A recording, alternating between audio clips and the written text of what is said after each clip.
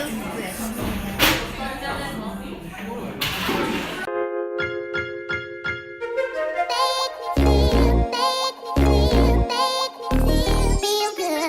안녕하세요. 공대 누나예요. 안녕하세요. 공대 누나예요. 지난 시간에 신용에 따라 사람마다 대출 등급이 있고 금융규제가 완화되면서 이 대출이 수월해졌다는 이야기를 했는데요. 누나가 들려주는 블록체인 구독자분들의 등급은 프라임인지, 얼터너티브 A인지, 서브프라임인지 참 궁금하네요. 참고로 세계 금융위기는 서브프라임에서 왔지만 얼터너티브 A도 잘 알려지지 않아서 그렇지 이게 파보니까 서브프라임은 저리 가라 할 만큼 서브프라임 진짜 여기에 비하면 양반이더라고요. 나중에 기회가 되면 얼터너티브 등급에선 무슨 짓거리를 했는지도 알려드릴게요.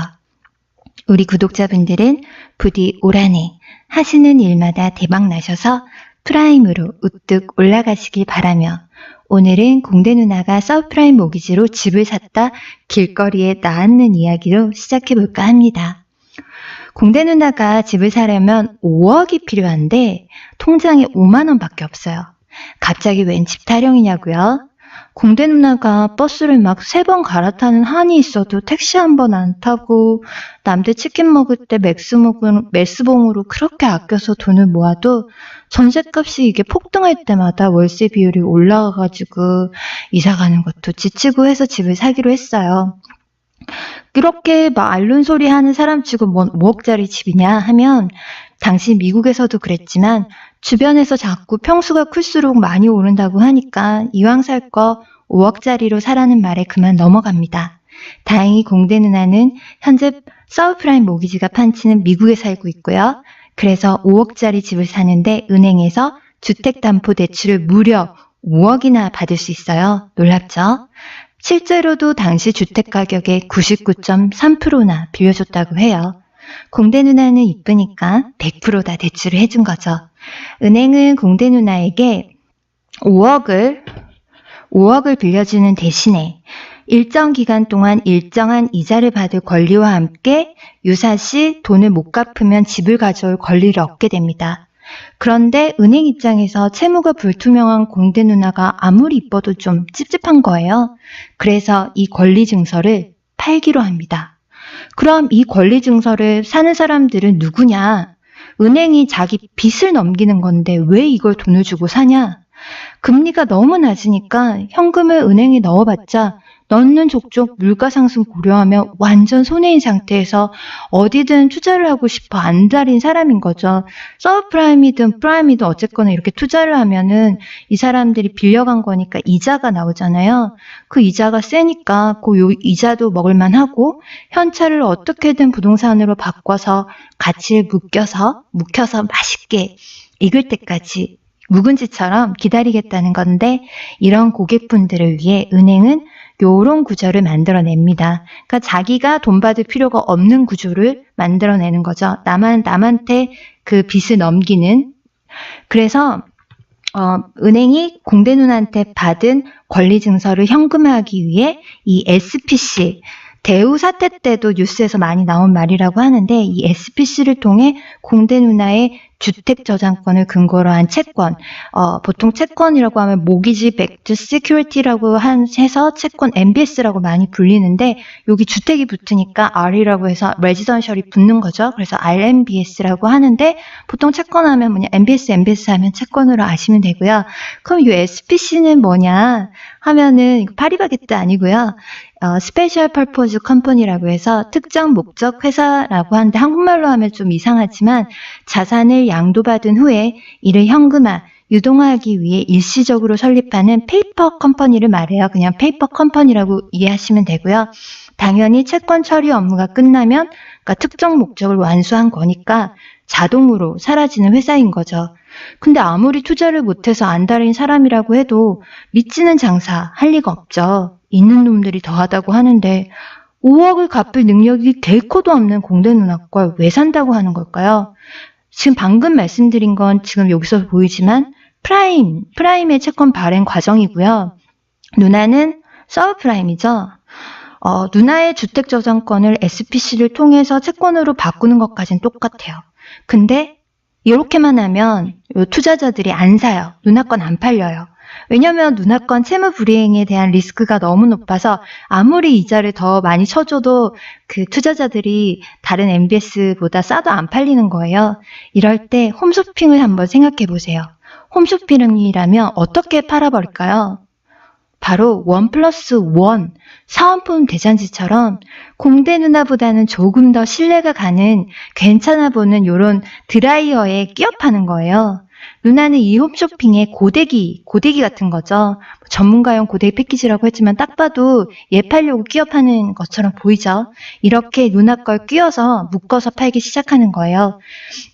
이렇게 서브프라임 모기지 채권 단독으로 투자를 받기 힘들자 다른 채권과 묶어서 판매하는 파생상품 Collateralized Debt Obligations라고 해서 너무 길죠. 줄여서 CDO, 빚담보부 증권들이 마구마구 생겨나게 됩니다. 그런데 말입니다. 소비자들이 묶어서 파는 제품이라고 다 사나요? 아니죠. 공대 누나의 채무를 떠안는다는데 재수 털리죠. 그럴 때 또 쇼호스트가 이렇게 속삭입니다. 지금 보험에 가입하시면 10년 동안 무상 수리, 무상 교체 환불까지 들어요. 라고요. 어때요? 마음이 놓이시겠죠? 이게 바로 그 유명한 위험-회피 파생 상품인 CDS, 신용부도화 스와프, Credit Default Swap예요. 서브프라임 모기지 관련 영화 중에 아담 맥케이 감독의 빅쇼트라는 영화의 주인공이 구매하는 상품이 바로 이 신용부도화 스와프인데요.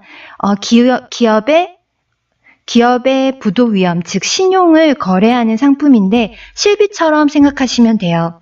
매달 실비를 내면 갑자기 상해나 사고가 발생했을 때 들어간 병원비 전부를 돌려주잖아요. CDS 역시 매달 보험료를 내다가 공대 누나의 채무 불이행에 공대 누나의 담보였던 집까지 가치가 없어진다? 이럴 때 약정된 금액을 보상해 주는 걸로 공대 누나라는 위험을 떠맡는 상품인 거죠. 더 큰 문제는 지금 이까지는 그럴 수 있는데 더 큰 문제는 이렇게 채권 투자자들이 CDS 발행 기간에다가 수수료를 내고 이 위험을 면피를 했어요. 그런데 문제는 이걸 산 이 CDS를 발행한 기업이 책임을 지는 게 아니라 또 전매를 해버려요. 그리고 그걸 산 기업이 또 다른 회사에 팔아버려요. 그 와중에 보장 내용도 지들 마음대로 바뀝니다. 왜냐하면 새로운 계약이니까 혜택을 달리 제시하면서 팔아 넘기겠죠. 요즘 발행 기간이 조금 이상하긴 하는데 CDS 발행 기간, 인수 기간 이렇게 자꾸 도대체가 이거를 산 사람이 누군지가 애매모호해지게 계속 팔아버려요. 그러면서 계약 내용도 계속해서 바뀌어요. 말씀드렸죠? 그래서 현물, 선물 다 합친 걸 종합 포지션이라고 하는데 최초 발행자들의 보증 규모가 처음에 이 CDS가 45조 달러였으면 매수 매각 돈 놓고 덤먹기를 하는 사이에 보장 내용이 계속 바뀌면서 결국에는 이게 67조 달러 수준까지 올라갔다고 해요. 장외 거래가 대부분이라 이 통계치도 정확한 게 아니라고 하고요. 짜장면 불듯이 완전 불어 터졌겠죠. 무슨 도매 소매 시장도 아니고 어떻게 파산 시 보장해야 하는 돈이 자꾸만 불어나는지 이해할 수가 없지만 참고로 영화의 명장면이 마고로비가 공매도를 설명하는 부분을 이미지로 가져와 봤는데 거품 목욕이랑 거품 경제가 너무 잘 어울리지 않나요? 영화는 망하는 쪽에 풀베팅을 해서 세계 경제 위기에서 떼돈을 번다는 실화를 바탕으로 하고 있는데 끝까지 거짓말을 하고 외면을 하려는 자들과 거짓말은 곧 아작이 난다는 사람의 대결인데 왜 현타는 우리의 몫인지 의문이지만 영화 얘기 나온 김에 누나가 또 설명 중이다 보니 용어 하나만 알려드리고 공대 누나의 비루한 최후를 만나보도록 해요. 일단 이 영화 제목인 빅쇼트. 여기서 이 쇼트가 매도라는 뜻이에요. 당연히 반대말 매입은 롱이 되겠죠. 이 영화에서 CDS를 사고 파는 방식이 바로 공매도, 숏, 스톡, 셀링이었는데요. 이 공매도가 뭔지 설명해 드릴게요. 없는 것을 팔아 넘긴다는 뜻의 이 공매도란 주식을 빌려서 판 다음에 나중에 다시 같은 주식과 물량을 사서 갚는 식이에요. 이해가 잘 안 가시죠? 없는 걸 파는 거예요. 그러니까 남한테 빌려가지고 투자를 한 다음에 그거를 그때 갚는 거죠. 지난 시간에 말한 갭 투자를 떠올려도 돼요. 빌린 돈은 그 집을 사고 집값이 오르면 빌린 돈을 갚고도 남을 돈이 수중에 남게 되는 거죠. 이렇다 보니 작전 세력이 끼어들기 참 좋은데요. 007 카지노 로얄이란 영화를 보면 항공사 주식 공매도를 위해 항공기를 폭파하는 미션을 수행하거든요. 주가가 떨어지는데 돈을 거는 거니까 항공기 하나 박살나면 완전 폭락하겠죠. 작년에 너무 어이없는 삼성물산 일도 있고 공매도에 대한 나쁜 인식이 지배적이지만 순기능도 물론 있습니다. 주식도 시장이라 그 매수와 매입 수요 공급에 의해 움직여야 되는데 이게 매입이 돼서 주가 상승 시 차익을 노리고 파는 게 매도라면은 이 부분은 공매도가 없으면 주가가 상승할 것이라는 의견만 시장에 반영되는 꼴이겠죠. 그래서 이 밑에 공매도가 있는 거예요. 만약에 위에 것만 계속 반영이 되면은 어떻게 될까요? 100% 거품이 끼게 되겠죠. 근데 그 주식을 가지고 있는 사람들은 거품이 너무 좋아.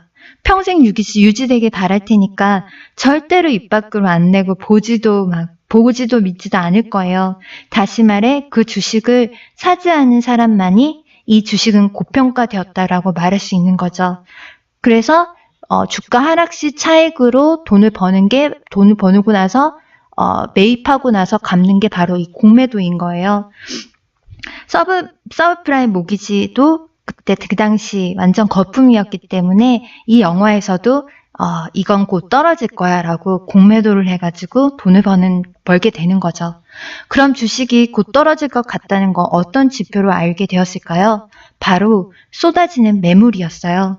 공대 누나는 결국 빚을 갚지 못하고 집을 내놓게 됩니다. 그런데 공대 누나 같은 사람이 너무 많아서 그만 집값은 폭락하고 말아요. 사실 그간 집값에 너무 많은 거품이 끼기도 했고요. 공대 누나가 최초에 돈을 빌린 건 은행이었으니까 원래는 이 은행이 속이 타야 하지만 은행은 이미 이 권리를 투자자에게 팔았기 때문에 I don't care. 그럼 이 CDO를 사들인 투자회사들은 당연히 휘청휘청 하겠죠. 자, 이 폭탄이 어디로 갈까요?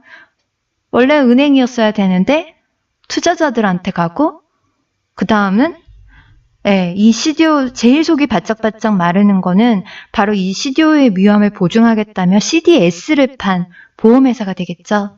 진짜 폭탄 돌리기가 따로 없어요.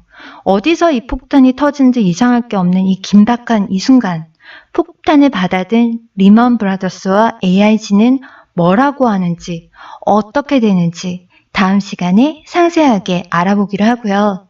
어떻게 공대 누나라는 폭탄이 화면처럼 세계 대재앙으로 변모하는지도 다음 시간에 알아보도록 해요.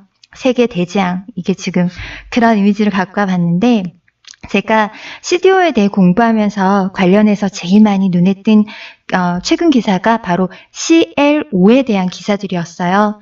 CDO가 신용도가 낮은 개인들이 빌린 주택담보대출금을 채권으로 묶어서 발행을 한 거라면 CLO는 신용도가 낮은 기업들의 대출 채권을 한데 묶어서 패키지로 담보로 발행하는 위험도가 아주 높은 회사채라고 이해하면 되는데 그렇다고 회사채는 아니에요. 본드는 아니에요. just 대출 채권, 론입니다.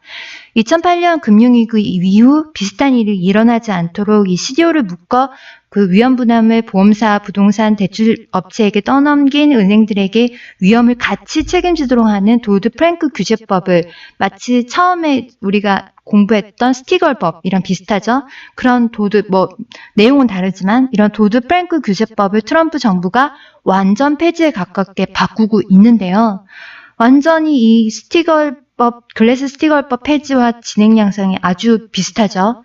심지어 이 채권은 아시아에 미친 듯이 판매가 돼서 2008년 그나마 잘 버텼다는 대한민국도 아마 이 CLO가 촉발이 돼서 터진다면 이번에는 모면하기 힘들 거라고 하는데요. 물론 일각에서는 그럴 일 없다. 시에로는 다르다고 하지만 뒤통수를 맞는 것보다 알고 마는 게 덜 아플 것 같아서 또 이게 왜 계속 이렇게 반복이 되는지 오늘 스터디 엔딩 멘트로 가져와 봤어요. 역사는 진짜 반복하려는 관성이라도 있는 걸까요? 다음 이 시간에는 파멸할수록 더욱더 드러나고 마는 추악한 금융권의 진짜 민낯을 뻔뻔한 날짝을 길거리에 나앉은 공대 누나가 대차게 만나러 가보겠습니다. 요즘 참 구독자 수 1000명도 못 모을 것 같고 월급 주는 회사 일이나 열심히 하지라는 생각 때문에 자꾸 하기 싫어져서 이게 동력을 잃고 있는데요.